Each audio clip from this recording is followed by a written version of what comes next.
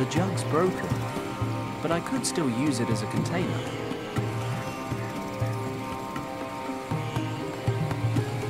I'll fill it with water.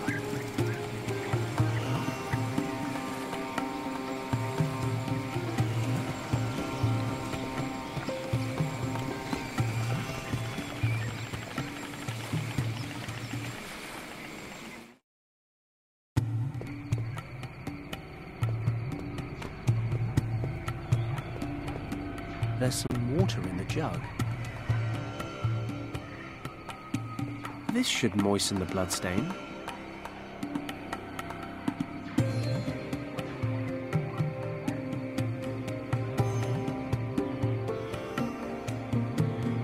I've soaked the cloth in the blood. There are certain things I like carrying around with me. Matches, booze, women. Old, muddy, blood-stained rags are not one of those things.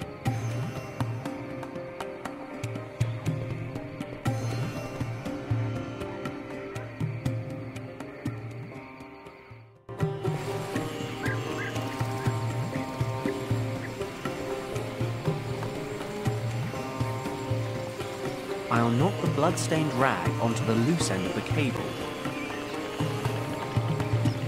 I connected the power cable to the contacts on the radio.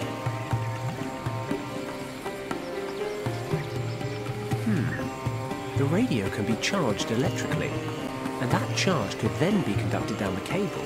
Sharks, I'm sure, are sensitive beings at heart. Even a small shock should be enough for him to turn tail. Of course, he's right on the lagoon bed.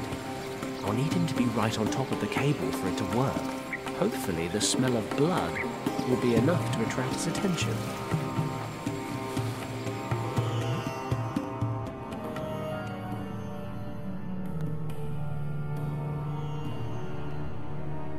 It's working.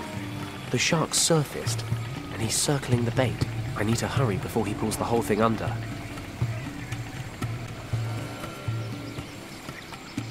Whap! 40 volts straight to the face.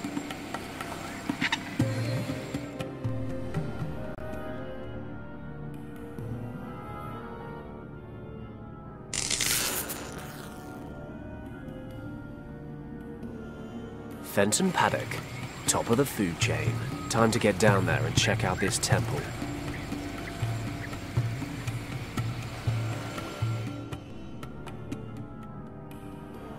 The temple looks more or less intact from the outside.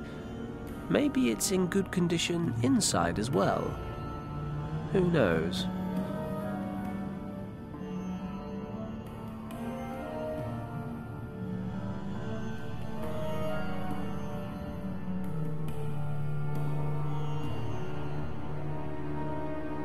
It's a huge gate with a recess in the center. How am I supposed to get in? A jagged indentation. The recess isn't very big. I can reach all the way in. There seems to be some kind of mechanism back here.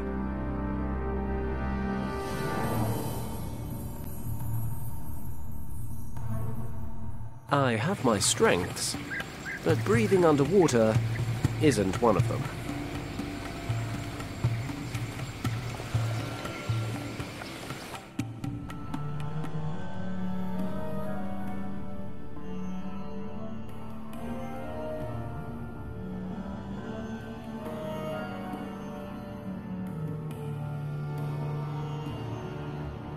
Just mud.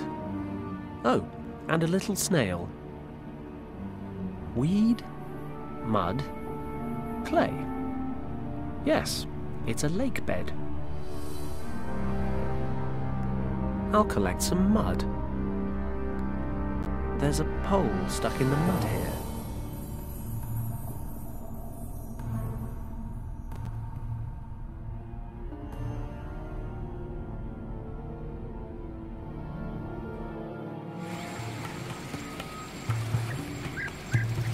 This metal rod has a sharp edge. Given how long it's been in the water, it's remarkably rust-free.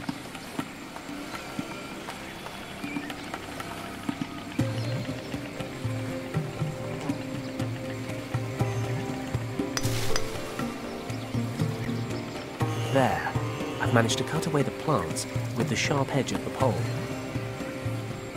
There's a small carving here. This carving looks like the same symbol as the indentation on the temple doorway. It's carved into the stone. There's not much I can do with it.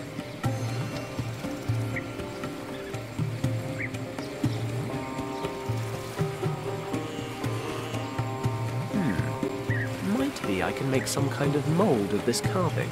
At the moment, though, the cardboard's just too rigid.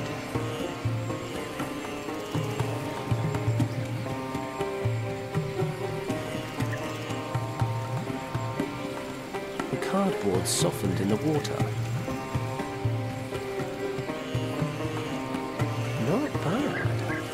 The damp cardboard should mould itself to the carving and dry in that shape. Of course, then it'll stick there forever. I need to grease it out first.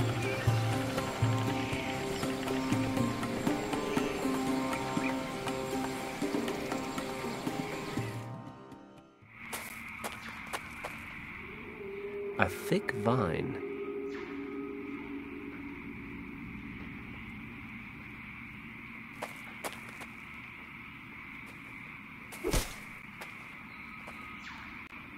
I severed the vine.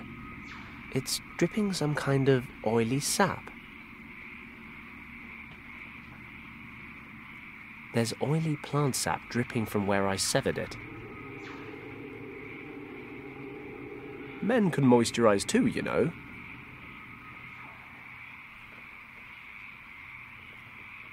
I'll soak the reeds with some of the sap.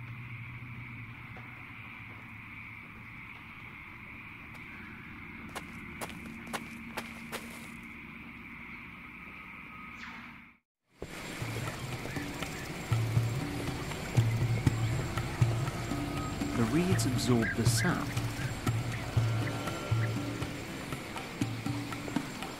If it's good for my skin, it can't do any harm to an old rock. I'll oil it up. I've coated the carving with the plant oil. Perfect. This should make for a good mould. The damp cardboard will dry around the carving, and the plant oil should let me get it off again in one piece. The damp cardboard moulded itself around the carving. It should be dry pretty soon. The cardboard's dried in the heat. If I just remove it carefully, and yes, a beautiful cardboard mould. Wet, muddy clay from the lagoon bed. I fill the cardboard mould with clay. I fill the cardboard mould with clay.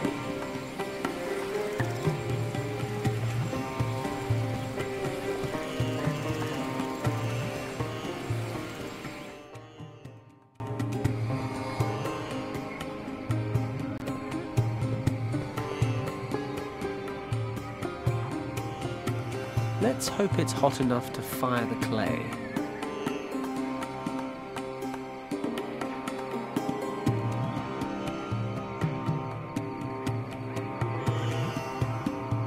That should do it. The cardboard's burned away, and the clay looks pretty solid. It's lying in the embers. I need something to pull it out with.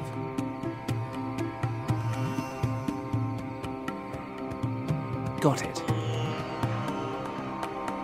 It's an exact copy of the shape on the statue by the temple.